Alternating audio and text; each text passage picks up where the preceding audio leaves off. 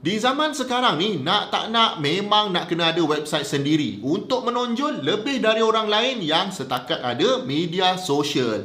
Even seorang pelajar pun perlukan website untuk tarik perhatian bakal majikan dia. Ini kan pula kalau anda seorang peniaga. Memang kena ada website sendiri supaya orang nampak lebih kredibel. Barulah orang mudah nak beli dari anda. Jadi untuk membantu anda buat website, maka saya telah menjemput Dr. Haris untuk guide anda step by step macam mana anda boleh gunakan AI untuk membantu anda buat website, dan dalam masa tak sampai sejam anda dah boleh ada website sendiri live dekat internet. Bukan setakat tu, Dr. Haris juga menunjukkan melalui lebih 25 video macam mana nak buat supaya website anda tu orang senang nak jumpa dekat Google. Yelah, sebab ada website pun, tapi kalau orang tak jumpa, nak buat apa kan?